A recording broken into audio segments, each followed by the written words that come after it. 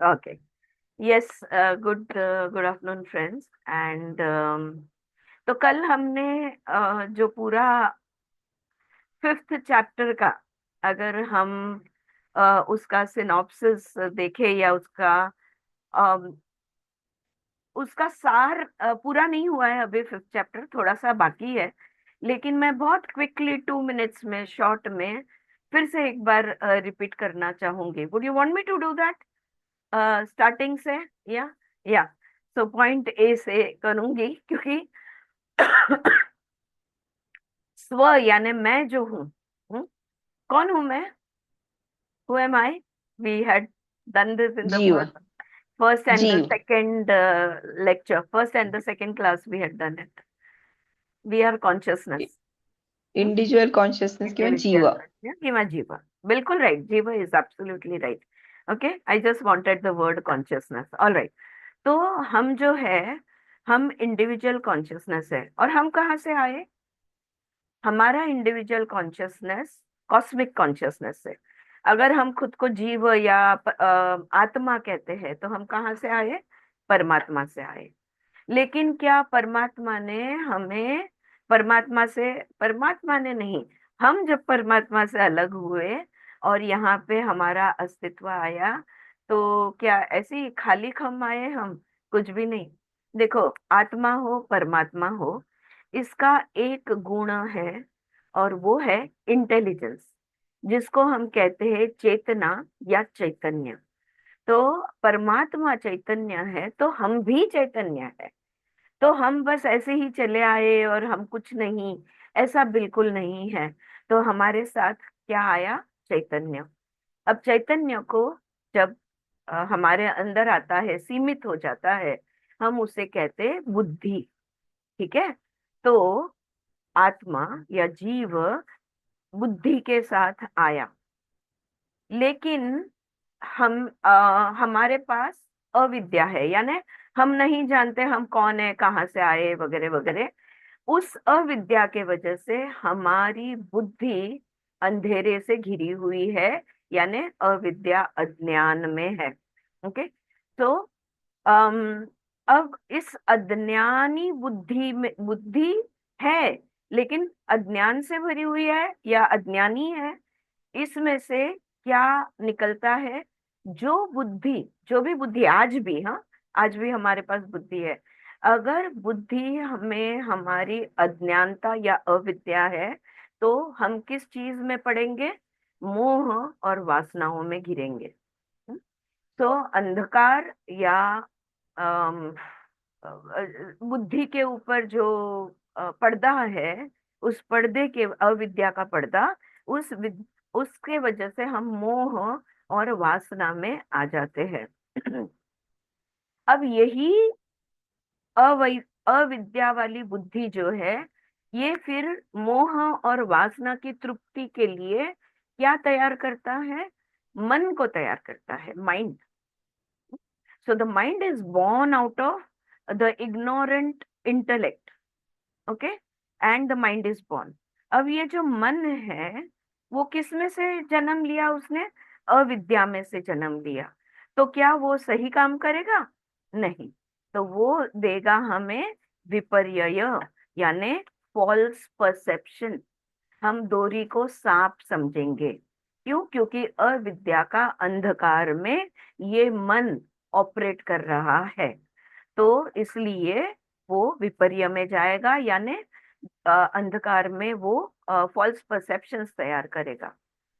अब ये मन का और एक गुण है, वो है कि मन बहुत अस्थिर है। अब ये जो अस्थिर है, और वो खाली है, यानी शून्य है। यहाँ पे शून्य का मतलब, शून्य कई जगह पे भारतीय तत्वज्ञान में शब्द का अलग अलग अर्थ से उपयोग किया जाता है। यहाँ पे शून्य यानी जहाँ पे चेतना नहीं है। The light of consciousness is not there in this mind, and that is why it is unstable and शून्य। इन अब बुद्धि जो हमारी है, जब हम, हमारे साथ जीव के साथ बुद्धि आई थी, तब उसका गुण कौन सा था? सत्व गुणी थी वो। लेकिन अविद्या के अंधकार के वजह से वो तमोगुण और रजोगुण में घूमती रहती है। मैं तो कहूंगी तीनों गुण में, कभी कभी बुद्धि काम भी करती है सही का वाला, तो कभी कभी सत्व में आती है, पर ज्यादातर वो रजो और तमो गुणों में घिरी रहेगी। अब मन जो है, इसका वो एक दोस्त बनाती है। और माइंड किसकी दोस्ती लेती है? इमेजिनेशन यानी कल्पना।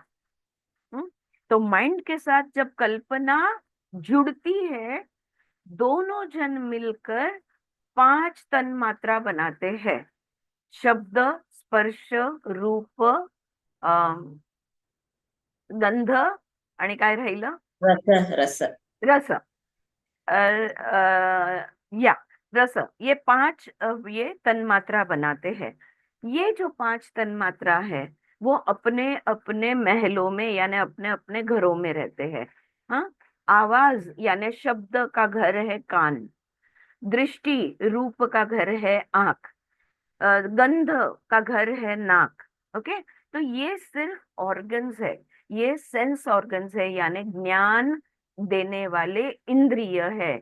लेकिन ज्ञान कौन सा है? गंध आना, दृष्टि, सुनना, स्पर्श ज्ञान, ये वाले सब ज्ञान है। अब उतना मन को काफी नहीं है कि वो कल्पना से जुड़कर इन 5 इंद्रियों और उनके 5 ज्ञान जो है, इसके पीछे दौड़ने में उसको, इट इज नॉट इनफ, उसको वो काफी नहीं है।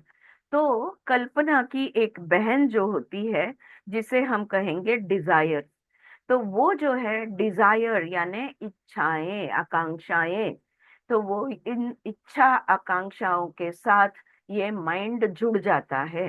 अब नया साथी बना लिया। कौन है ये उसका नया साथी? डिजायर्स। अब डिजायर्स कैसे होते हैं? इच्छा आकांक्षा कैसी है? कभी तृप्त नहीं होती।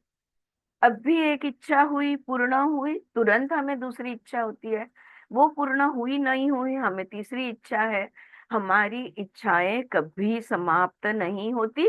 और समाप्त तो छोड़ दो, वो पूर्ण नहीं होती। किस अर्थ से? जैसे कल मैंने कहा, अभी मुझे बहुत अच्छा, मैंने 1 घंटा निद्रा ली है, समझो मैंने 1 घंटे के लिए मैं बहुत अच्छी सोई हूँ।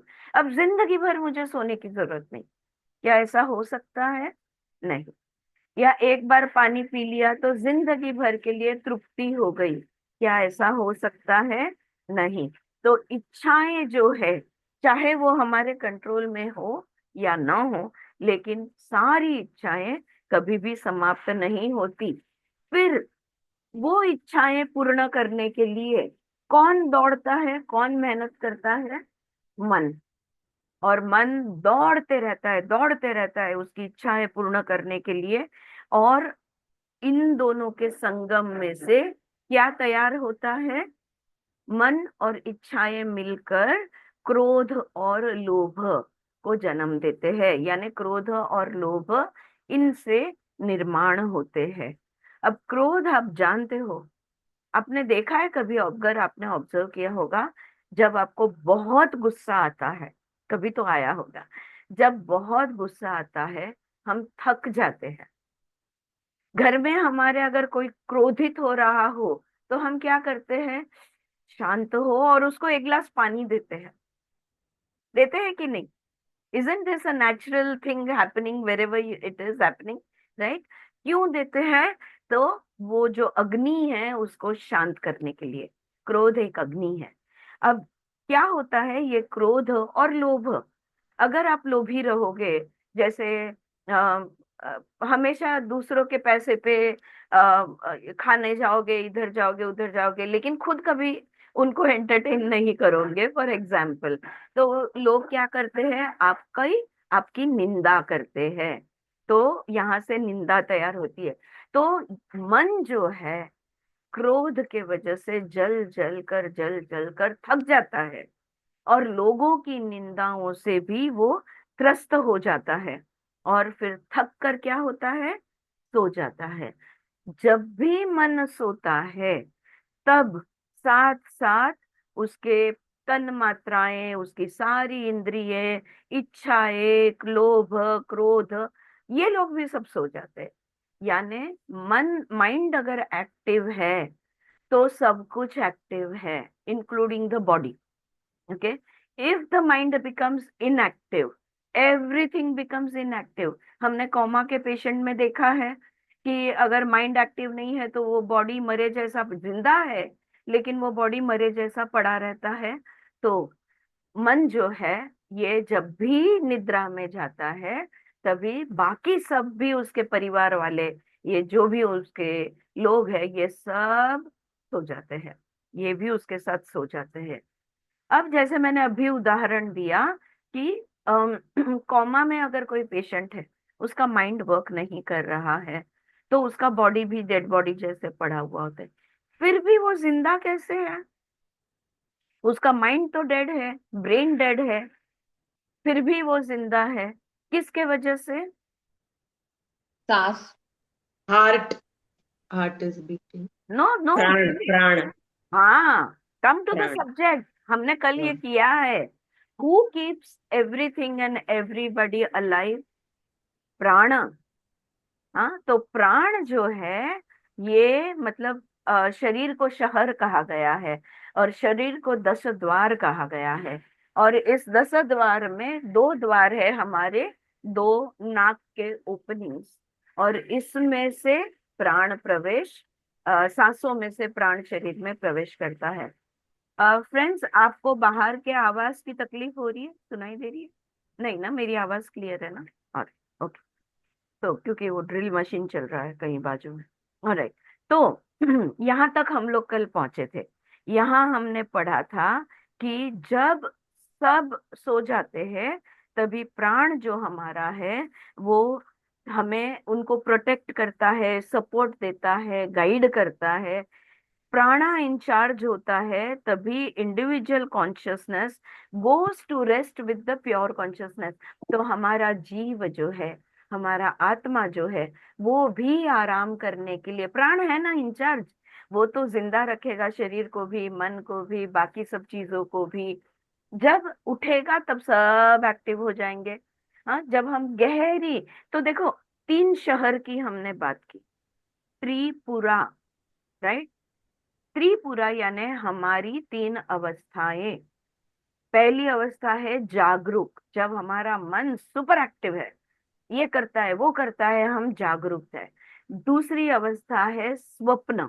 अब हम आएंगे स्वप्न अवस्था पे, जब मन सो जाता है और प्राण रखवाली कर रहा है, तो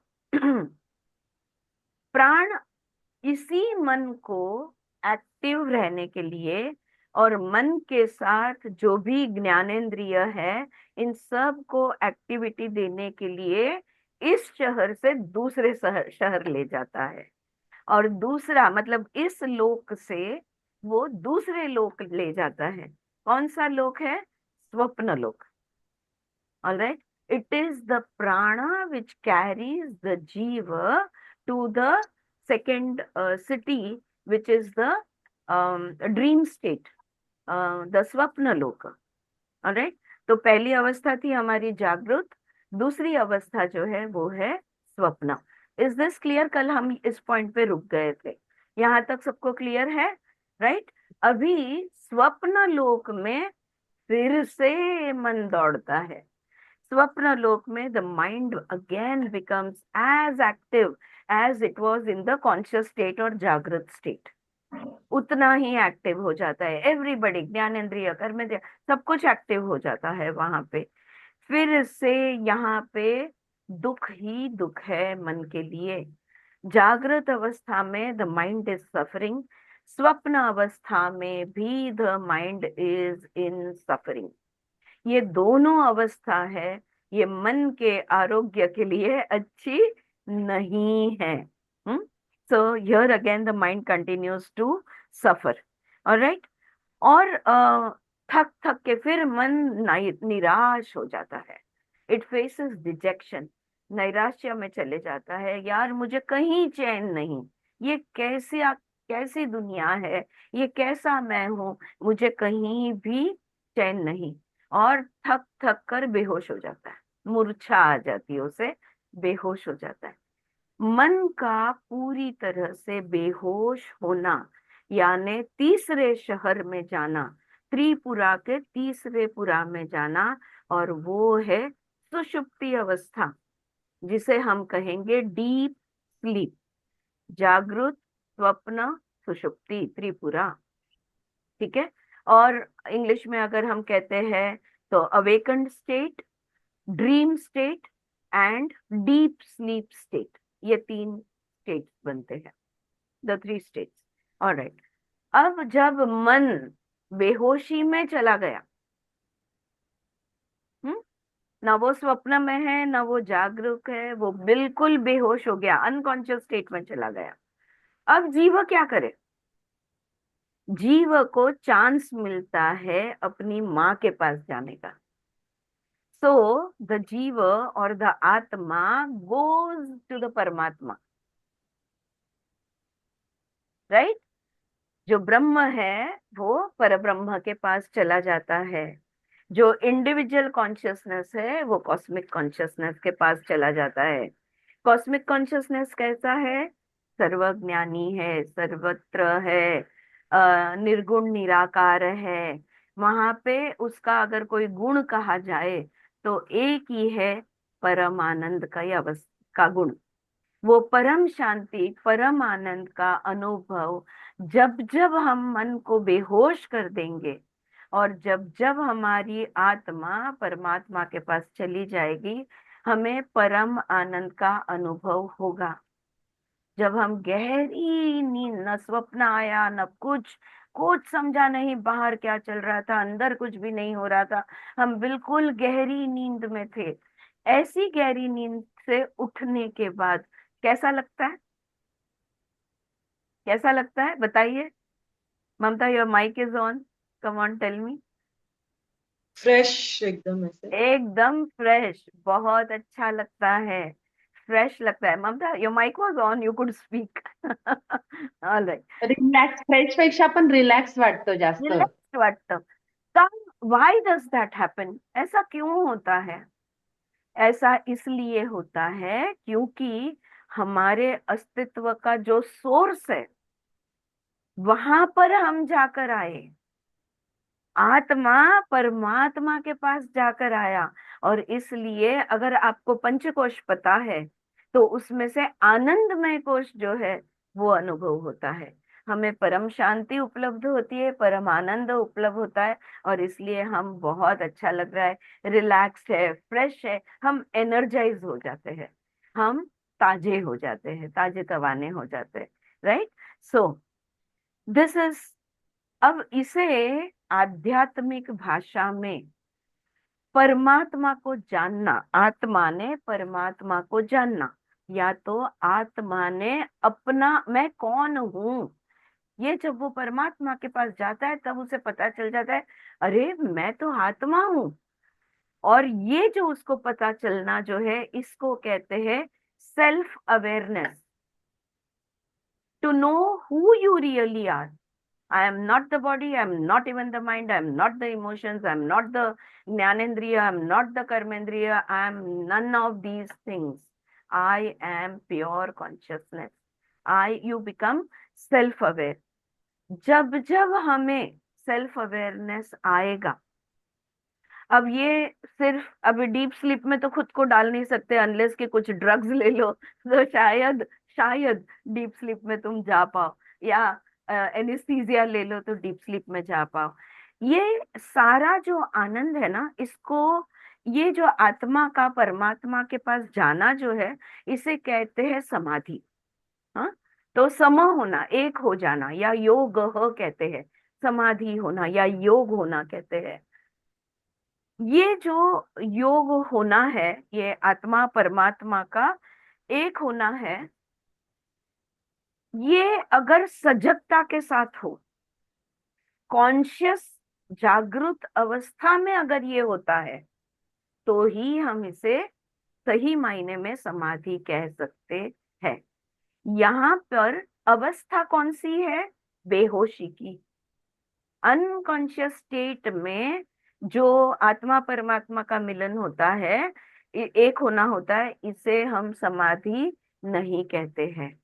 क्यों? क्योंकि ये बेहोशी में हुआ है, बाय चांस हुआ है, और तुम्हें पता भी नहीं है कि ये हुआ है। हाँ, अनलेस कि हम इस तरह से ग्रंथ पढ़े, किताबें पढ़े और ज्ञान ग्रहण करें, तो हमें इसका एक्सप्लेनेशन मिल जाता है, वरना हमें पता भी नहीं।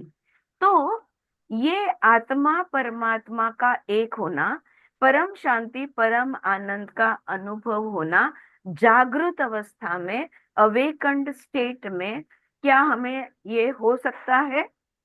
Is this possible? I want a resounding yes from everybody. When does it happen? Meditation मध्ये बसतो तेव्हा. मेडिटेशन मध्ये. Exactly.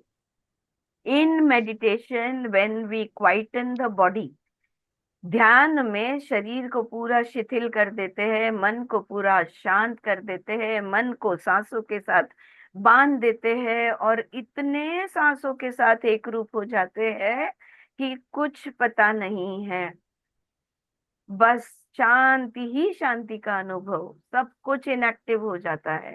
डीप मेडिटेशन में जब हम चले जाते हैं, तब बॉम्ब फूटे तो भी हमें पता नहीं चलेगा, मतलब कुछ भी, कोई भी चीज हमें डिस्टर्ब नहीं करती। ये हमारी जागृत अवस्था में हम परमात्मा से मिलते हैं, ऐसा कहो, या आप कह सकते हो यू बिकम सेल्फ अवेयर। मैं कौन हूं ये हमें पता चलता है। और फिर उसके बाद क्या होता है? जब आपका मेडिटेशन, जब भी आप फिर से जागृत अवस्था में आते हो, तब क्या होता है? बहुत अच्छा लगता है, बहुत शांति महसूस होती है, बहुत मन एकदम तृप्त और आनंदित महसूस होता है हमें। और जैसे जब इस ऐसा हमारा मन तृप्त और आनंदित हो जाता है, तब कोई कुछ आके कहे, कोई कुछ दे जाए, कोई कुछ ले जाए, हमें कुछ करना पड़े, चाहे कंपल्सरीली करना पड़े, कुछ भी हो, हमारा रिएक्शन कैसे होता है? नॉन रिएक्शन होता है। हम कहते हैं ठीक है, ऐसा क्यों किया? नो नो नो नो, तुम्हें क्या है? तुम मेडिटेशन में बैठी थी, इधर ये हो गया, वो हो गया, तुम्हें कुछ पता भी है? टाटा टाटा टाटा। हम क्या कहते हैं? ठीक है। इस हमारी मन की अवस्था को कहते हैं वैराग्य। इस पॉइंट पे हम लोग कल रुके थे कि क्या प्राप्त होता है? वैराग्य भाव हमें प्राप्त होता है। और ये सारे पांचवे चैप्टर का जो भी वो कह रहे हैं, सब कहानी के माध्यम से जो भी समझा रहे हैं, इसलिए समझा रहे हैं ताकि हम वैराग्य भाव में चले जाए। राजकुमार हेमलेखा को, हेमचुदा जो है, हेमलेखा को अपने मोह से बांधना चाहता था, भौतिक सुख से बांधना चाहता था। हेमलेखा बंध नहीं रही थी, इसलिए कहानी की पांचवे चैप्टर की शुरुआत हुई। मैं तुम्हें इतना प्यार करता हूँ, मैं तुम्हारे लिए इतना कुछ कुछ करता हूँ, हॉलीडेज अरेंज करता हूँ, इधर ले जाता हूँ, वो करता हूँ, ये करता हूँ, सोना चांदी कपड़े सब कुछ लाके देता हूँ, पर तुम्हारे से कोई प्रतिक्रिया ही नहीं है। ये उसका सवाल था कि तुम कुछ प्रतिक्रिया क्यों नहीं देती। यहाँ पे हेम रेखा लेखा जो है वो कहती है मैं वैराग्य भाव में हूँ, और उसका पूरा एक्सप्लेनेशन देती है कि मेरी सारी, देखो, मन बदलते रहता है, इंद्रिय बदलते रहते हैं, उनकी क्षमताएं बदलते रहती है, उनका ज्ञान बदलते रहता है, कभी कम सुना, कभी ज्यादा सुना, कभी कम दिखा, कभी चश्मा लगाना पड़ा, तो सब कुछ, everything is ever changing. The only thing that is never changing is our soul, our individual consciousness. Self awareness breaks us off from all these things। खुद के ही हिस्सों से हमें वो, जिसके, इसलिए बैड कंपनी कहा है इस चैप्टर में कि हमारा जो मन है ये बुरी बुरी चीजों के साथ रहता है, हमारी इंद्रिय बुरे हैं, हमारे ज्ञान बुरे हैं, वगैरह। हम ज्यादातर उपनिषदों में हमारे किसी भी हिस्सों को बुरा नहीं कहा गया है। उसको समझो और उसको ओवरकम करो, उसको पार कर जाओ, ऐसे हमें वो समझा। प्रतिप्रसव करो। प्रत्याहार करो, ऐसा हमें समझाया जाता है, योग सूत्र हो या बाकी कोई भी है। यहाँ पर क्या, क्यों ऐसा नेगेटिव प्रेजेंटेशन यहाँ पे दिया है उन्होंने? सो दैट, याद है वो शब्द घृणा, तुम्हें उस चीज की घृणा हो जाए। Yes Smita, thank you.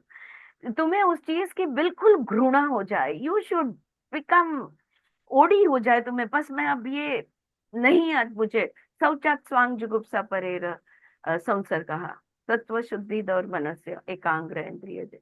वो तो आत्मदर्शन तब जाके आता है, लेकिन ये घृणा निर्माण करने के लिए एक नेगेटिव प्रेजेंटेशन यहाँ पे दिया गया है, so that you will break away from it all, you will detach yourself from it all right? So since from this self awareness, what does we one attain? The jiva attains vairagya. अब ये जो आत्मा है, ये रहता कहाँ है? हृदय में रहता है। और हृदय के साथ जब हम हो जाते हैं, इस आत्मा, इस हृदय में आत्मा के लेकर सजग हो जाते हैं, तभी हम निर्विकल्प समाधि प्राप्त करते हैं। ये उन्होंने बताया था। We did not finish this chapter yesterday.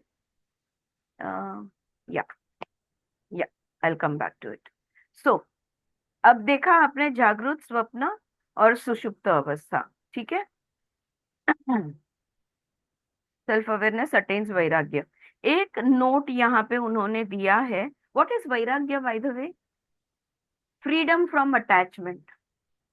हाँ, राग द्वेष से हम छूट जाते हैं, इसे कहते हैं वैराग्य। यहाँ पे एक नोट दिया है, self awareness is self investigation which destroys all thought constructs and hence all desire. जब खुद की सजगता आ जाती है, सेल्फ अवेयर हो जाते हैं, आत्म साक्षात्कार ये शब्द यूज किया जाता है, यानी आत्म की सजगता, मैं आत्मा हूँ, अहम ब्रह्मास्मि, ये सजगता जब हमें आ जाती है, और ये कैसे आती है? खुद की ही इंक्वायरी करके, हु एम आई, मैं कौन हूँ, क्या मैं ये मन हूँ, क्या मैं ये भावनाएं हूँ, क्या मैं ये ज्ञान इंद्रिय हूँ, क्या मैं ये शरीर हूँ, ये सारे सवाल इंक्वायरी करके, इन्वेस्टिगेशन करके जब आत्मज्ञान प्राप्त होता है, सारे विचार खत्म हो जाते हैं। ना ही विचार खत्म होते हैं, दिमाग से विचार खत्म होते हैं, दिल से इच्छाएं खत्म हो जाती है, तो दिलो दिमाग दोनों शुद्ध हो जाते हैं। नाउ अब ऐसा हम शुद्ध, यहाँ पे अभी पिक्चर अभी बाकी है थोड़ा सा। अम, याच्यातली दुसऱ्या याच्यातली पण नोट वाचाल का मॅडम? ती ती कुठली छान ग? वाटते अजून. कुठली ग? मला जे पाठवलं ना त्यातली, द मीन्स ऑप्टेन इज वैराग्य और फ्रीडम फ्रॉम अटॅचमेंट हाँ, got through association of the intellect. Page number सांग मला, I have to remove the chapter. One नाही, सूत्र नंबर 140 वन ए. 140 ए. हा, हाँ, ओके. त्याच्या खालची नोट. हाँ, दिस रेफर्स टू निर्विकल्प समाधि और कंप्लीट एब्जॉर्प्शन इन नाही, प्योर. त्याच्यावरची the Okay. Means obtain is वैराग्य. हाँ, ओके ओके, ऑलराइट. हाँ, I will just read this note. Okay, मैंने इसका शॉर्ट बना दिया है ऍक्च्युली. मी ते कन्क्लुजनला घेतलेलं आहे. Suchitra, can we do it then? Yeah, okay चालेल. हो ओके, हो या, हो. Alright, alright. अब क्या हुआ? अब शुद्ध हो गए, खुद को लेकर मैं कौन हूँ इसका जवाब मिल गया, सेल्फ अवेयर हो गए, आत्म साक्षात्कार हो गए, तब अब हमारी बुद्धि से पर्दा हट गया। अविद्या, अज्ञान का पर्दा जब हट जाता है, तब हमें जीव को क्या प्राप्त होता है? विवेक। बुद्धि कैसी बन गई? विवेक बुद्धि बन गई। Discrimination, right? The intelligence, the intellect becomes a discriminatory power. Okay, so now she gets, यहाँ कहानी में कहा है, now she gets a good husband. Okay, वो जो बुरे पति थे, पति था, उसको छोड़ दिया और अच्छे पति के साथ शादी की, और उसका नाम है विवेक, डिस्क्रिमिनेशन। द तन मात्रास are under the mind's control. मन जो है ये सारे तन मात्रा पे कंट्रोल ले आता है। न दृष्टि के पीछे भागता है, न स्पर्श के पीछे भागता है, न। हाँ जानवी बोल ना। यात त्या अस्थिरचा मित्र प्रचार त्याविषयी पण थोडस होतं ना. बोल ना, प्रचार म्हणजे प्राण। हो.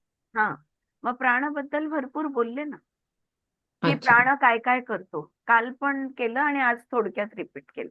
ओके हा, ओके. की प्राण काय काय करतो, प्रोटेक्ट करतो, गाईड करतो, सेफ ठेवतो, वगैरे वगैरे ते सगळं। नाही, इथे त्यांनी सांगितलंय की हा बोल। तो प्रचार सगळ्या याला काबीज करून घेतो, पूर्ण नगराला, हो, आणि वेगवेगळ्या योनीमध्ये तो फिरतो. फिर असा तो हो, अस्थिर पार बरोबर आहे। यातना भोगतो. हा, तर तेच मी काल म्हटलं की प्राण जो आहे तो अख्ख्या सर्वव्यापी आहे। तो अख्ख्या शहराला, शहरामधले राहणाऱ्या लोकांना प्रत्येक गोष्टीमध्ये तो शिरतो आणि तोच त्यांना उचलून दुसऱ्या शहरामध्ये घेऊन जातो। yesterday we did this।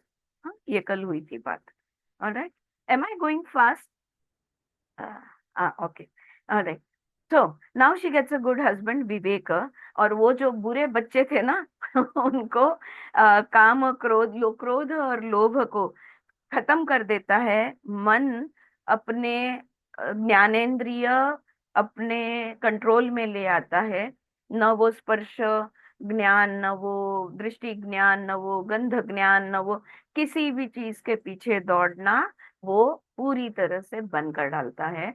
और फिर जब वो दौड़ना रुक जाता है, जब वो दौड़ना बंद कर जाता है, रुकने के साथ साथ वो शांत भी हो जाता है। The mind becomes silent as it unites with the soul.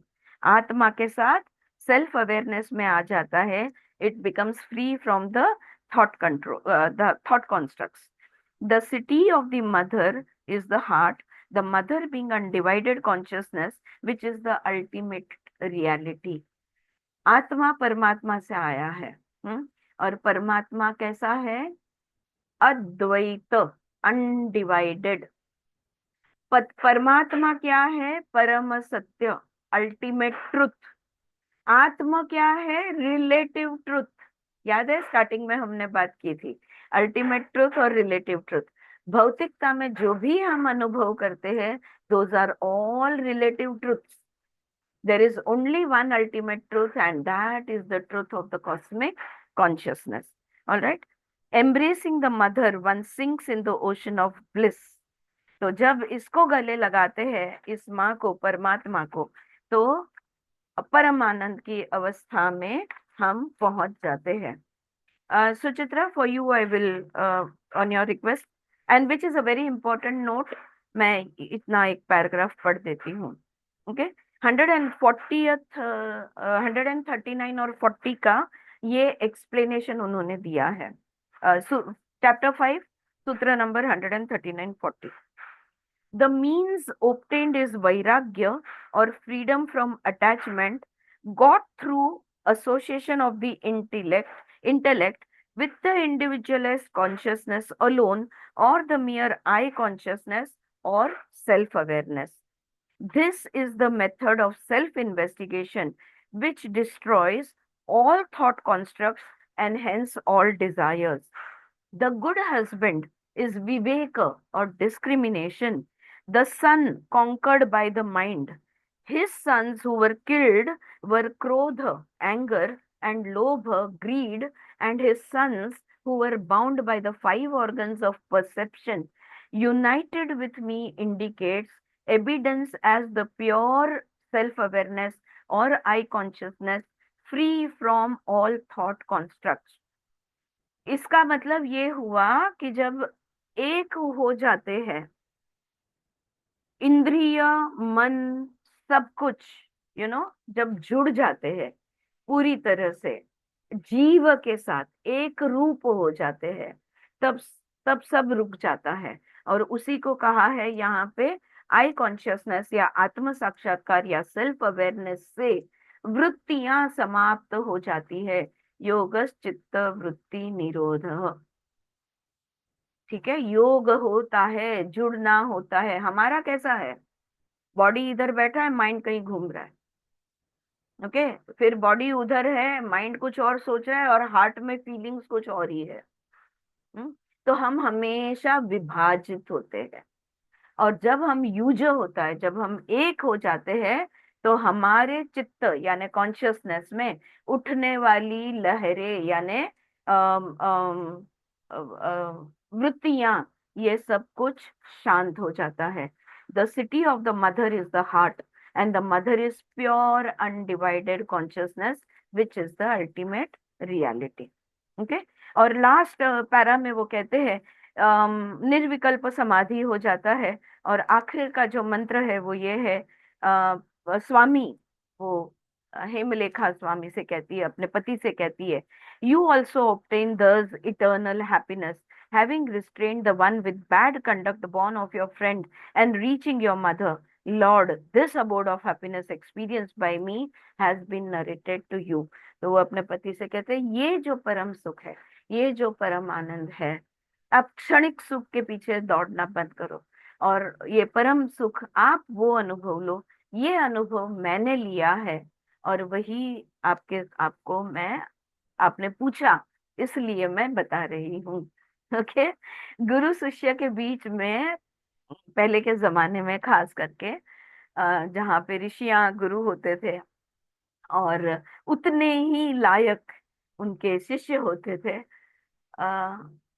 जितना सवाल शिष्य पूछेंगे गुरु उतना ही जवाब देगा, उससे अधिक थोड़ा भी नहीं देगा। फिर जो जवाब मिला है उसको अनुभव में शिष्य लाएगा, और फिर नए सवाल खड़े होंगे तो वो नए सवाल लेके आगे का समझने के लिए गुरु के पास आएगा। ये प्रथा, ये रीत हुआ करती थी। Alright, is the fifth chapter now clear? Yes, thank you so much. चलो, वंडरफुल। कुछ बोलना है और कुछ पूछना है तो यू कैन डू दैट, और we can move on to the sixth chapter.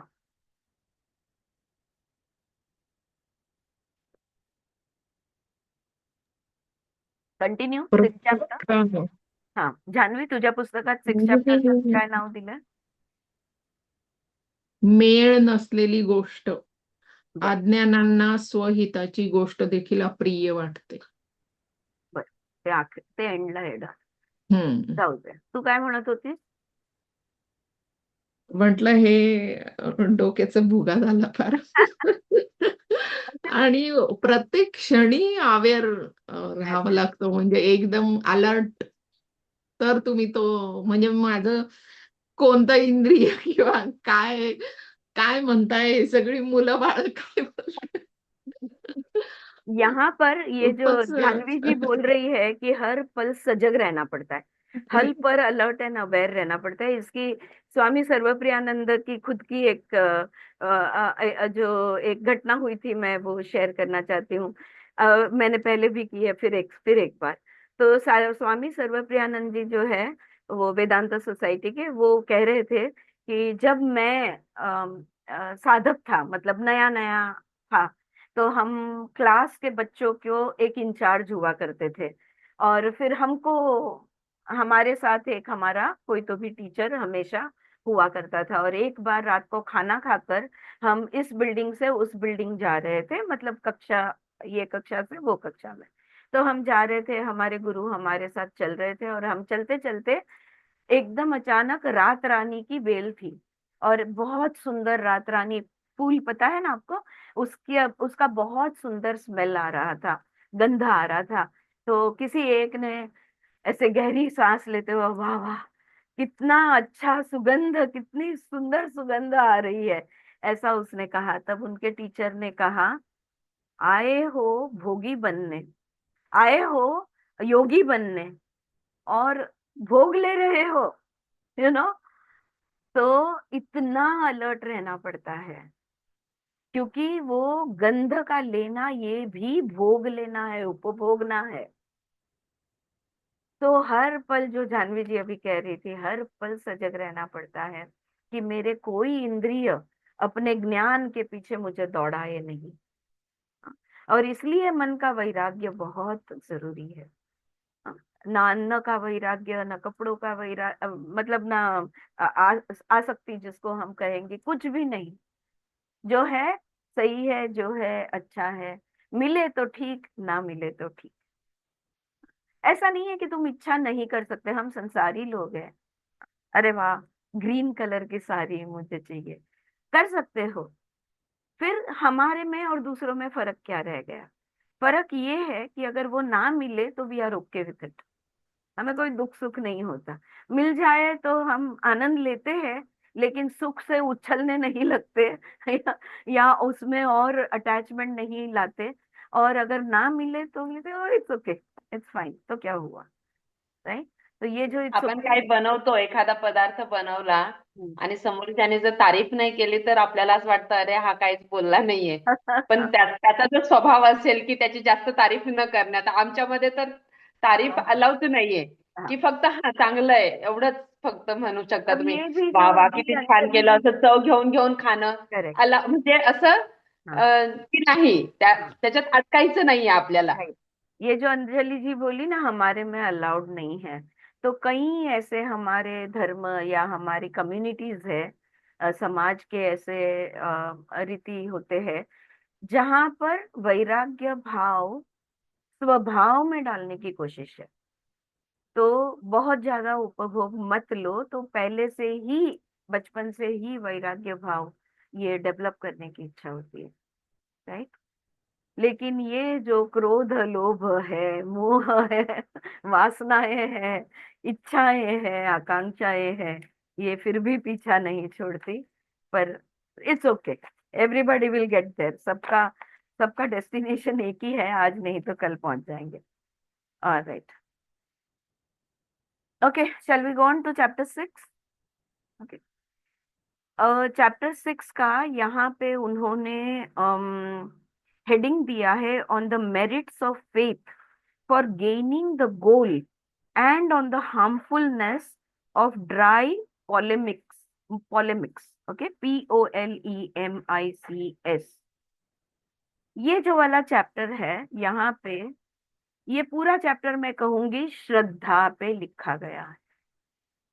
श्रद्धा का महत्व या श्रद्धा के फायदे, मन में विश्वास होना, श्रद्धा होना, इसके अनेक फायदे हैं।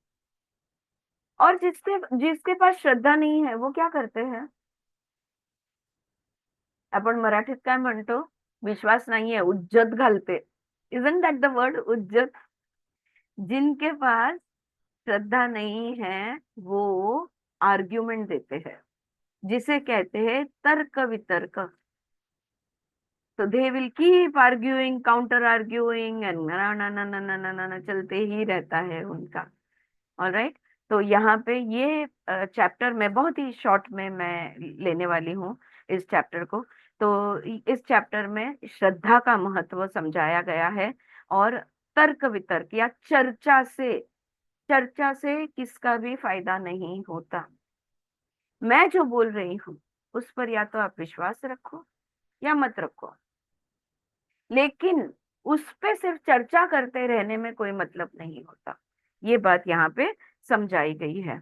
तो तो अब क्या हुआ, ये जो कहानी बताई 5वें चैप्टर में हेमलेखा ने, कि ऐसा एक मेरा जन्म हुआ था, फिर मेरी माँ ने मुझे एक दोस्त दिया जिसका नाम था मन, और फिर वो वगैरह वगैरह कल्पना, ये वो, फिर 5 बच्चे हुए। तो हेमचुदा जो उसका पति है वो कह रहा है, आपकी बातें सुन के तो मुझे हंसी आ रही है।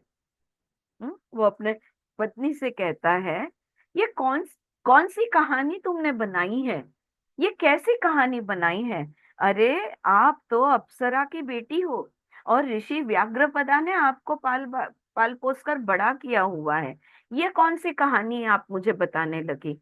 Okay, my dear, what you have been saying seems to be nothing but invention. Your words have no relation to facts and are altogether meaningless. कल इसके लिए मैंने आपको एक शब्द दिया था, और ये मतलब कि अपनी ही कल्पना से कुछ तो भी निकालना, इसे कहते हैं विकल्प। हम्म। तो ये तो तुम कुछ कहानी बना रही हो, तुम्हारी माता पिता कौन है, और ये मुझे पता है, और ये सब, ये क्या शहर, कौन सा शहर, ये क्या तुम्हारी कहानी है, कौन तुम्हारी दोस्त, वगैरह वगैरह। और ये पूरा विकल्प है। यहाँ पे विकल्प का एक उदाहरण भी दिया है 8वें मंत्र में। Tell me quickly where such a lady is to be found and where her sons are. I think your tale is a myth like the tale of a barren woman's son। हाँ, तो किसी वांझ कहते हैं ना जिसे बच्चा नहीं होता, अगर मैं कहूं कि एक वांझ का बेटा था, अगर वो वांझ है तो उसको बच्चा कहाँ से आया, इसे कहते हैं विकल्प। ये काफी उपनिषदिक एग्जाम्पल है, और ये एग्जाम्पल काफी बार दिया जाता है कि या तो कहते हैं कि मराठी में शशाचे शिंग, ओके, जबकि रैबिट्स को हॉर्न्स नहीं होते, और ये शशाचे सिंह हमारे दिमाग में बैठा हुआ है। All right. सो ये एक विकल्प क्या बता रही हो। और उसकी फिर कुछ कहानी बताई है। तो वो कहती है ये सत्य नहीं हो सकता, हेमचुदा कहते हैं। ओके। तो उसकी बात सुनकर हेमलेखा कहती है, Lord, how can you say that my parable is meaningless? Words from the lips of those like me can never be nonsense. कैसे आप मेरी बातों को विकल्प बोल सकते हो? क्या मैं उस प्रकार की व्यक्ति हूँ? मैं जो आश्रम में पली बड़ी हूँ, मेरी देख रेख, मेरा बड़ा होना, मेरा मेरा सब कुछ अपब्रिंगिंग जो है, व्याघ्रपद जैसे ऋषि ने किया हुआ है, स्वर्ग की अप्सरा की मैं पुत्री हूँ। जिस तरह से मुझे पाल पोस कर बड़ा किया गया है, मैं ऐसा विकल्प कर सकती हूँ। ये आपने सोच कैसे लिया कि मैं ऐसा विकल्प, ये कहानी बनाऊंगी, ऐसी कहानी मैं बनाऊंगी? ये आपने सोच कैसे लिया? 18वें मंत्र में कहती है, reason well and carefully examine this suspected untruths of mine. Is not an intelligent man accustomed to judge big things in the world by verifying a few details in them? वो पूछती है उनको, आप सोचो, आप इंक्वायरी करो, आप intelligent हो, बुद्धिमान हो आप, तो इस दुनिया में बुद्धिमान लोग कुछ कुछ चीजों की का सत्य खोज कर सही है या गलत ये निर्णय देते हैं। आप वो प्रक्रिया करो। रीजन वेल, शी सेज, आप वो प्रक्रिया करो। फिर भी फिर भी let me point of few truths. मेरी कहानी के कुछ सत्य के जो कोई पॉइंट्स है, वो मैं तुम्हें प्रेजेंट करती हूँ। फिर आप मुझे बताओ कि मेरा विकल्प है, क्या मैं झूठ बोल रही हूँ, या कहानियां बना रही हूँ, या ये सत्य है। पहला पहला पॉइंट वो प्रेजेंट करती है 20वें मंत्र में। Some things used to please you before. Why did they cease to do so after you heard me on the last occasion? जो जो भौतिक सुख आपको मिलते थे, गए वक्त जब मैंने आपको समझाया और मैंने आपके साथ बातें की, वो मेरी बातें सुनकर अब आप वही चीजें जिनमें से आपको बहुत सारा सुख मिलता था, अब उसमें से तुम्हें कोई सुख नहीं मिल रहा। क्या ये सच है या नहीं? हाँ, वो पूछती है, सच है ना? हाँ, राजा को यही प्रॉब्लम हो गया ना, राजकुमार को, कि भाई अब उनको मजा नहीं आ रहा है किसी भी चीज में, क्योंकि घृणा तैयार कर दी उनकी पत्नी की बातों से। राइट।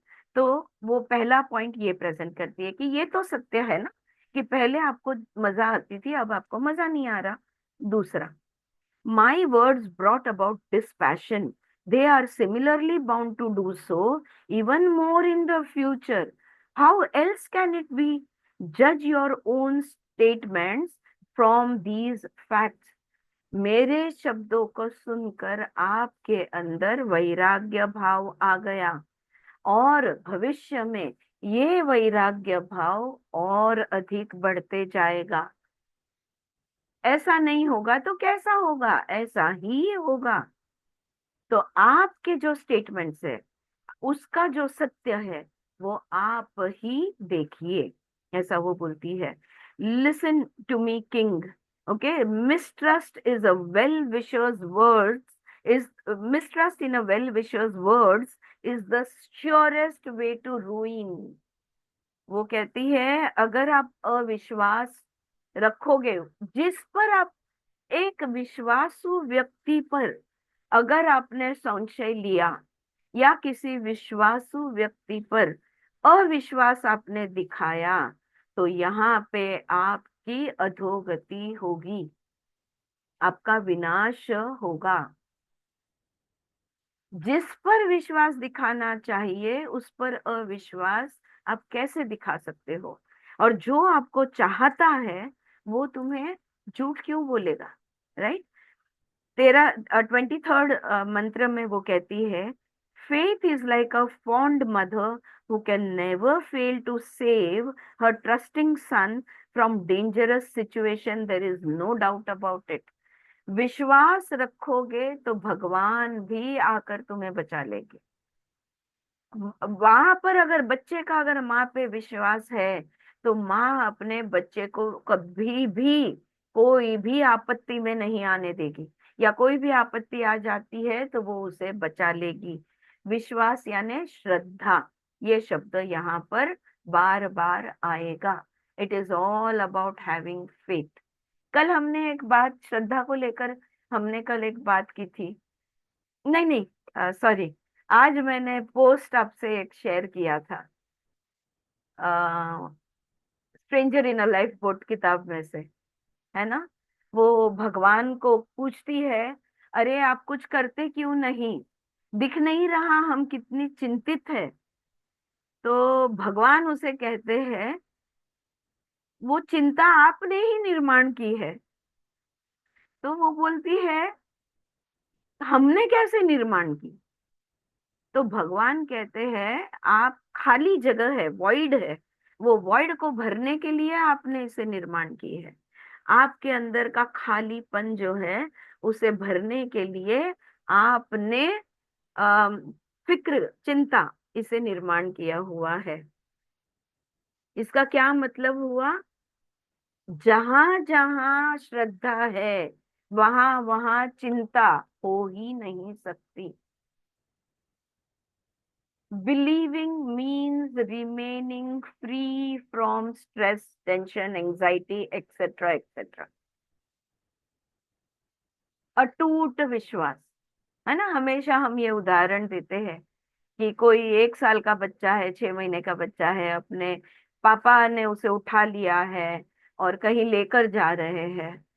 क्या बच्चा पूछता है, पापा आपने मुझे ठीक से पकड़ा है ना? क्या आप ठीक से रोड क्रॉस करोगे ना?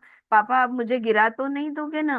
क्या उस 1 साल के बच्चे में कोई भी संशय होता है, या उसके मन में कोई भी सवाल होता है? बिल्कुल भी नहीं, क्योंकि पापा पे उसका अटूट विश्वास है। तो श्रद्धा अगर अटूट है, अटूट शब्द कितना अच्छा है, हाँ, जहाँ पे जो टूटा हुआ नहीं है, सलगा है, हाँ, डोरी जैसे एक रस्सी है, अटूट है वो। so it is one piece. So if your faith is total, if Shraddha is total, if trust is total, तो बुरे से बुरी हालत से हम 100% निकल आएंगे, ये विश्वास हम में होता है। 24th मंत्र में वो कहती है, the the fool who has no faith in his well wisher's words is forsaken of prosperity, happiness and fame। फिर से नेगेटिव वैराग्य भाव लाने के लिए अगेन नेगेटिव दृष्टिकोण यहाँ पे यूज किया गया है कि जो श्रद्धा नहीं रखता उसकी अधोगति होती है, वो दुख में आता है, बदनामी होती है, ऐसे उसने कहा। A man who is always suspicious can never gain anything worthwhile। किसी पे विश्वास ही नहीं, ऐसे व्यक्ति का कभी भला नहीं होता, वो कभी समृद्धि नहीं प्राप्त कर सकता, क्योंकि उसका किसी पे विश्वास ही नहीं है। सो उसका, उसकी अधोगति होती है। उसके बाद आगे वो कुछ मंत्रों के बाद वो पूछती है, how can humanity exist without universal confidence. मनुष्य प्रजाति ही अस्तित्व में नहीं होती अगर प्रकृति वो विश्वास से भरी हुई नहीं होती, right? If you should say, on the other hand, that it is the law of cause and effect, I will tell you, listen to me. People believe in the law that such a cause produces such a result. Is that not faith? अभी यहाँ पे वो कह रही है, मनुष्य जाति में विश्वास नहीं होता तो ये दुनिया चलती ही कैसे? ये एक सवाल वो पूछती है। और अब आप कहोगे, अरे ये दुनिया जो चल रही है वो कर्म के सिद्धांत पे चल रही है। कर्म के सिद्धांत पर भी जो है आपका वो विश्वास ही तो है। अभी अभी 2-3 दिन पहले हम हमारे दोस्त के यहाँ गए थे, तो मेरे हस्बैंड यूं ही उनसे बता रहे थे, वो जरा चिंतित थे। तो मेरे हस्बैंड ने उनसे कहा, अरे थोड़ा शांति रखो थोड़े दिन के लिए, अभी कुछ I am not very sure about all this about the dates, लेकिन कुछ 29 या 30 मार्च को शनि बदल रहा है और बहुत जनों के नसीब बदलने वाले हैं और जरूर से आपके काम उसके बाद बनना शुरू हो जाएंगे। अब ये आदमी जो है उसका इन चीजों पे, एस्ट्रोलॉजी पे कोई विश्वास नहीं है। तो वो कहने लगा, अरे मैं, आप ये क्या बात कर रहे हो? जो भी अभी भी मेरे साथ हो रहा है, जो नेगेटिव हो रहा था, जो मेरे साथ ये मेरा ही तो किया कराया है, मेरे कर्म का ही तो फल मैं भुगत रहा हूँ। अगर मैंने ए नहीं किया होता तो बी नहीं होता, बी नहीं किया होता तो मतलब बी हुआ नहीं होता तो मैं सी नहीं करता, सी मैंने किया इसलिए डी हुआ, आज मेरी ये हालत है। ये तो कर्म का ही फल है। अब कर्म के सिद्धांत पे, कॉज एंड इफेक्ट, कार्य कारण कहते हैं शायद इसे, ये कॉज एंड इफेक्ट जो है, इस पे जो उनका है भाव, विश्वास ही तो है। What is that but not faith? That is also faith. So Karma, believing in Karma, that is also faith, ऐसा वो यहाँ पे कहती है। So then a man will not dare to breathe in the absence of Shraddha for fear of pathogenic infection वगैरह वगैरह। Therefore believe before you aspire for supreme beatitude। आप परम आनंद चाहते हो, आप परम शांति चाहते हो, तो सबसे पहले आपको श्रद्धा रखनी होगी। श्रद्धा रखे बगैर कुछ भी प्राप्त नहीं हो सकता। अब इसकी ये श्रद्धा की बातें सुनकर उसके पति उसे पूछते हैं, आई थिंक 37th मंत्र में उसके पति उससे पूछते हैं, किस पर श्रद्धा रखनी ये मैं कैसे जानूं? How do I know whom to trust? वो पूछते हैं, हाँ, कैसे मैं विश्वास रख लूं, किस पर विश्वास रख लूं? After hearing him, Hemlekha replied, "Listen, Prince, to what I am going to say now." ठीक है, तो अब मैं जो आपको बताने जा रही हूँ उसको ध्यान से सुनिए। 39th मंत्र में कहती है, I answer your point. How is one to judge whether one is good or bad? Is it reference to accepted standards? What is the authority behind such standards? Are the authors themselves worthy or unworthy? In this way, there is no end to argument. तो वो कहती है, मैं तुम्हारे सवाल का जवाब देती हूँ कि कैसे हम समझे कि क्या अच्छा है क्या बुरा है। ओके, अब अच्छा है या बुरा है, ये निर्णय पे आने के लिए हम किस चीज का इस्तेमाल करते हैं, जिसे इंग्लिश में यहाँ पे एक्सेप्टेड स्टैंडर्ड्स बोला गया है। ये इसके बारे में भी परसों हमने बात की थी। प्रमाण, प्रमाण कि भाई ये देखो, ये थर्मोमीटर है, वो दिखा रहा है मुझे 101, यानी आपको बुखार है। हर चीज, ये इतना मीटर है, वो उतना किलोमीटर है, ये इतना किलो है, वो उतना लीटर है। तो हर चीज के लिए हमारे पास प्रमाण होते हैं। ओके, लेकिन वो प्रमाण जिसने बनाए, क्या उन्होंने सही बनाए? Okay, is that authority right? क्या उन्होंने प्रमाण बनाने के लिए जो प्रमाण इस्तेमाल किए, क्या वो सही थे? जैसे आजकल हम ब्लड प्रेशर के लिए, नॉर्मल ब्लड प्रेशर इज 120/80, और जैसे कौन है अपने डॉक्टर हेगड़े एग्जाम्पल देते हैं कि जया भादुरी और अमिताभ बच्चन दोनों के हाइट बॉडी इतने अलग है, दोनों का बीपी एक ही प्रमाण में कैसे बैठेगा? एक 6+ फुट का शरीर है और पुरुष है, हाँ, और ये एक 5 फीट की है और स्त्री है, कितने फर्क है दोनों में। और दोनों के लिए आप कहोगे 120/80 इज नॉर्मल ब्लड प्रेशर, ये कैसे हो सकता है? राइट? तो जो प्रमाण जिन्होंने बनाए, क्या उनके प्रमाण सही थे? अच्छा, बनाने वाले जो है वो बनाने के लायक थे? Did they have the authority? Were they worthy और वर दे अनवर्दी? मला त्यांची पण लायकी काढली की ज्यांनी शब्द प्रमाण दिलेले आहे ते प्रमाण द्यायच्या लायकी त्यांची होती का नाही, क्या उन वो लायक थे? अगर हम ऐसी बातें करते बैठे तो इसे कोई अंत नहीं है। ऐसे सवाल जवाब, ऐसी बातें करना, इसी को कहते हैं तर्क वितर्क, आर्ग्यूमेंट। ओके, तो इसको कोई अंत नहीं है। So therefore life moves by faith only. तो एक्चुअली आप देखोगे, जिसने स्टडी किया, जिसने एक्सपेरिमेंट किया, रिसर्च स्टडी किया, सब कुछ उन्होंने एवरेजेस जिन्होंने निकाले, उन पर विश्वास तो रखना होगा। हम क्या बोलेंगे? हाँ, ब्लड प्रेशर 120/80 ज्यादातर लोगों की 80% होगा का ये नॉर्मल ब्लड प्रेशर होना चाहिए। अगर आप कहते हो अमिताभ बच्चन इतने ऊंचे हैं या टॉल है, तो फिर उनका 130/90 होगा और जया जी का शायद 110/70 होगा, फिर भी एवरेज 120/80 ही आएगा। तो विश्वास तो हमें रखना ही होगा।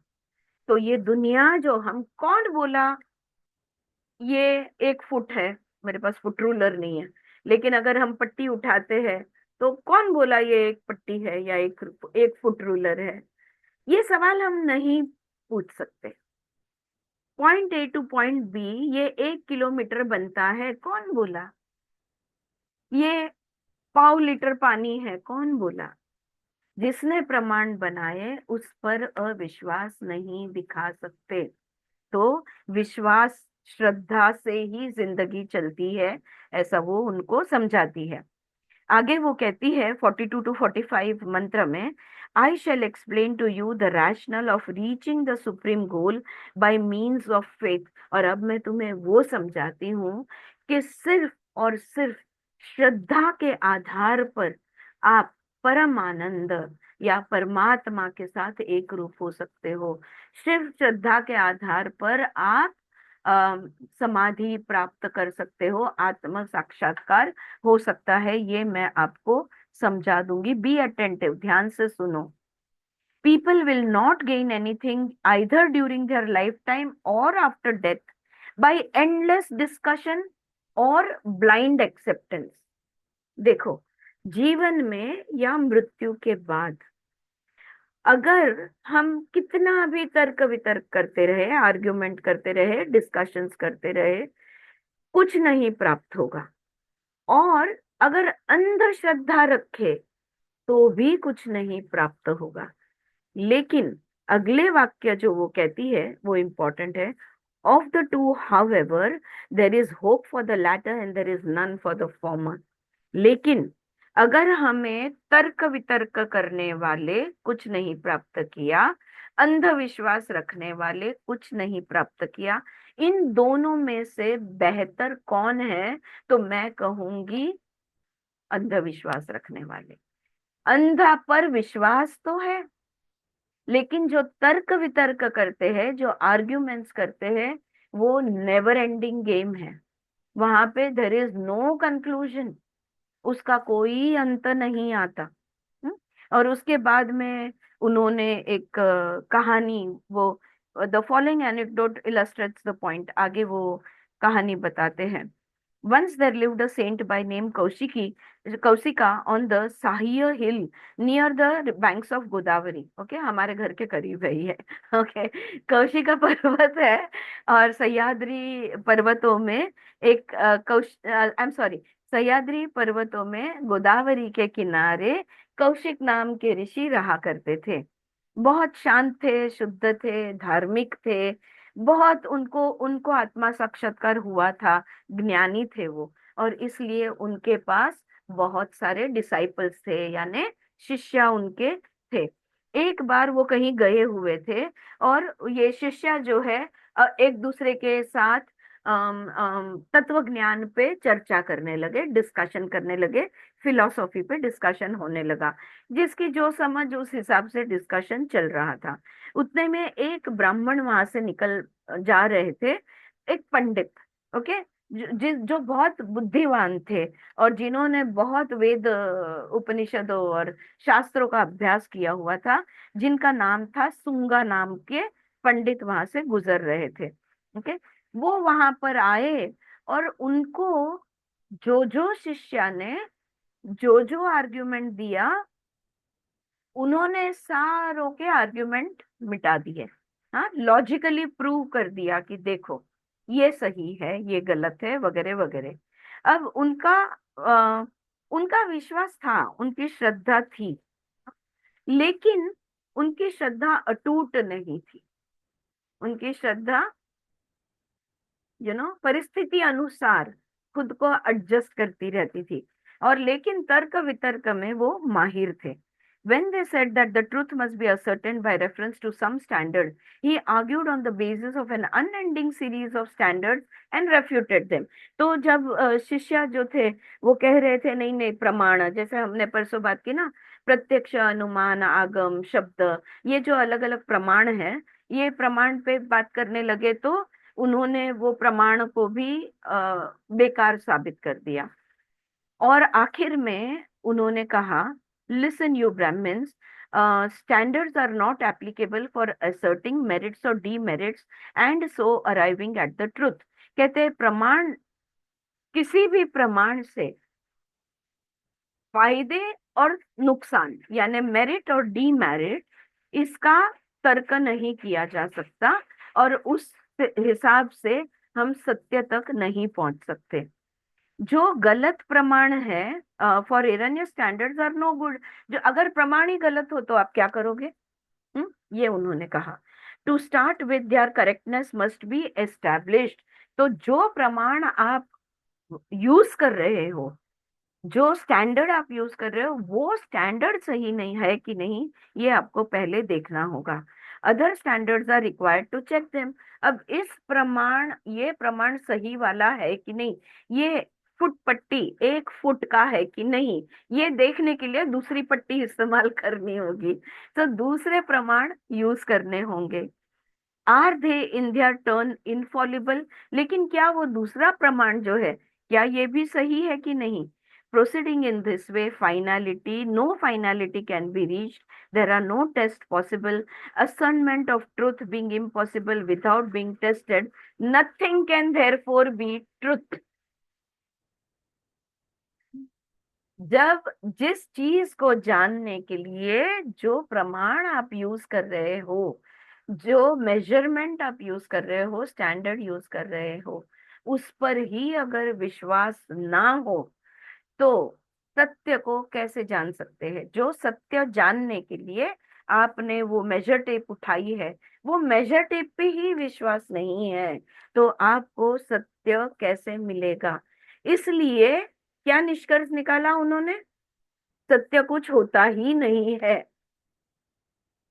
All right, okay. So this enunciation itself cannot be true, nor the enunciator either. What then is the decision arrived at, that all are nothing, void? This too cannot be supported by reliable facts. Hence the statement that all are void ends in void only. शून्य का अंत शून्य में ही होता है। सत्य का ज्ञान प्रमाण से स्थापित नहीं होता। एंडलेस तर्क करने से कोई निर्णय नहीं मिलता। इसलिए शब्द प्रमाण ही सही है, ऐसा ये उसे समझाती है। जब उनके गुरु आते हैं फिर उसके बाद में, और फिर उनके गुरु समझाते हैं उनको कि इस तरह से अगर आप तर्क वितर्क करते रहोगे, आर्ग्यूमेंट्स करते रहोगे, तो कोई निष्कर्ष नहीं निकलेगा। हम जब हम कहते हैं ना वेद मान्य है, वेद में ऐसा कहा गया है, बाइबल में ऐसा कहा गया है, भगवत गीता में ऐसा कहा गया है, योग सूत्रों में वैसा कहा गया है, उसी को हम कैसे सवाल कर सकते हैं? कहीं तो हमको विश्वास रखना होगा। जिस चीज पर हम विश्वास रखते हैं, जिसके बोलने पर हम विश्वास रखते हैं, उसे कहते हैं शब्द प्रमाण, यानी आगम। हमारे ग्रंथों में ऐसा कहा गया है, इसलिए वो सही ही होगा। मैं इस पर संशय नहीं लूंगी, मैं इस पर कोई सवाल नहीं उठाऊंगी। मेरे लिए ये प्रमाण है, मेरा अटूट विश्वास है। आ गई बात समझ में, श्रद्धा के बारे में, और हर चीज को पे संशय या सवाल उठाने के बारे में। अगर आपका विश्वास नहीं है ना, कोई बात नहीं, चुप रहो, सवाल मत उठाओ, क्योंकि अगर आप सवाल उठाओगे तो उससे कोई अंत नहीं है, कोई निष्कर्ष नहीं निकलेगा, कोई एंडिंग नहीं आएगा, एंडलेस है वो। कहीं ना कहीं पे विश्वास, मेरा भगवान पे विश्वास बिल्कुल नहीं है, ऐसा जो कहता है उसके विश्वास को सलाम। उसका पूरा विश्वास है कि भगवान पे उसका कोई विश्वास नहीं है। There also comes faith. To believe is faith and to disbelieve is also faith. But so there is nothing but faith, Shraddha. Right? So this is what. इथे म्हटलंच आहे की श्रद्धा नाही असे म्हणणे देखील श्रद्धाच आहे असं. बिल्कुल बिल्कुल। तो यहाँ पे हेमलेखा अपने पति हेमचुदा को समझाती है कि देखो, श्रद्धा रखोगे तो परमानंद तक पहुंच सकोगे, मुक्ति प्राप्त हो सकेगी। फिर हेमचुदा को ये बात बहुत मंजूर हो जाती है, और वो कहते हैं तुम कितनी ज्ञानी हो, उसे कहते हैं, और तुम्हारा अब मेरी बात मुझे बात समझ में आई। Blessed are you that you are so wise. Blessed am I that I have your company. You say that faith bestows the highest good. How does it do so? और एक सवाल वो पूछते हैं, मैं नसीबवान हूँ, मैं आपके साथ हूँ, मेरा नसीब अच्छा है, आप ज्ञानी मुझे मिली है, लेकिन मुझे ये बताइए, you say that faith bestows the highest good, कि श्रद्धा रखने से हमेशा भला ही होगा। हाँ, तो मान भला तो हो भला हम कहेंगे यहाँ पर, तो श्रद्धा रखने से भला ही होगा। तो ये कैसे होता है? Where is faith expedient and where not? The scriptures differ in their teachings, the teachers differ among themselves, the commentaries similarly differ from one another. To add to this, one's reasoning is no guide which of them is to be followed and which rejected. अभी मैंने आपको कहा ना कि वेद मान्य है, वेद में कहा गया, योग सूत्र में कहा गया, तो अगर आप उस पर विश्वास रखकर चलते हो तो आप देखोगे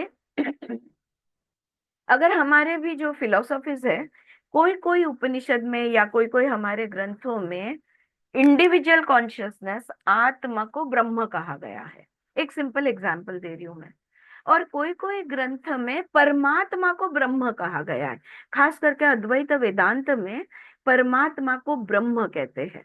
और अगर आप षट दर्शन पढ़ो या योग पढ़ो तो उसमें कहा गया है ये ब्रह्म है, वो पर ब्रह्म है, ये आत्मा है, वो परमात्मा है। तो ये अलग अलग थोड़े से मतभेद है, थोड़े से अलग अलग बातें हैं, तो हम किसको सुने? और किसको छोड़ दे, ये उनका अगला सवाल है। Each one stamps his own views with the seal of authority and condemns the rest not only as worthless but as harmful also, my dear. That being the case, I cannot decide for myself. What you condemned as the school of the void turns around on other and attacks them. Why should not that school be respected? It has its own adherents and its own system of philosophy. Explain to me, dear, all these things clearly. They must indeed be already clear to you. तो अब हम क्या करें, वो पूछता है कि कहीं तो भी ये कहा गया है कि ये इसको ब्रह्म कहते हैं, कहीं कहा, देखो कहीं कहीं स्पेशली भगवत गीता में आप देखोगे कभी कभी मन को चित्त कहा गया है और कभी चित्त को बुद्धि कहा गया है। तो ये अलग अलग जो बातें करते हैं, तो किसको सुने किसको नहीं, किसको माने किसको नहीं। तुम बड़ी ज्ञानी हो, तो ये बात तुम मुझे समझा कर बताओ। और एक उदाहरण यहाँ पे जो उन्होंने दिया है, last point is that void के बारे में, यानी शून्य के बारे में। अब देखो इसी ग्रंथ में, ये जो त्रिपुरा रहस्य हम पढ़ रहे हैं, उसमें वो जो कहानी 5वें चैप्टर की जो कहानी थी, उसमें शून्य यानी जहां पे आत्म प्रकाश नहीं है, अंधकार है, उसको शून्य कहा उन्होंने। लेकिन अगर हम अद्वैत वेदांत पढ़े या हम उपनिषद पढ़े, तो शून्य यानी वो जिसमें सब कुछ समाया हुआ है, जो पूरा पूर्ण है, जो सो जो जिसमें जो पूर्ण है, उसे वो खाली है, ऐसा भी बोल सकते हैं।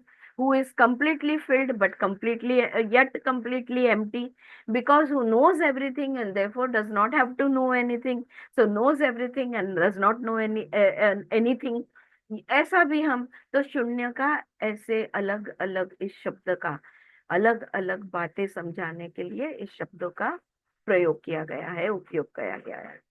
तो वो यहाँ पर ये सवाल पूछते हैं, और यहाँ पे श्रद्धा का, त्रिपुरा रहस्य का श्रद्धा पे लिखा हुआ छठा चैप्टर जो है ये पूर्ण होता है, और इसके बाद आता है 7वां चैप्टर।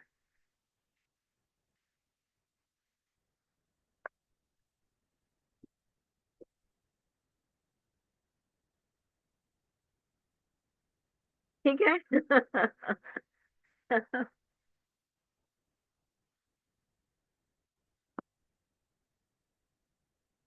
चारू जी क्लियर? आप कुछ सोच में पड़े हैं? अनम्यूट हो जाओ।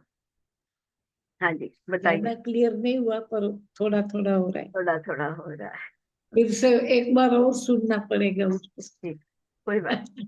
आप है ना, मैं आपको बताऊंगी जिनको थोड़ा थोड़ा क्लियर हो रहा है, थोड़ा थोड़ा नहीं, कोई कोई शब्द पकड़ लेने के, कोई भी क्लास में।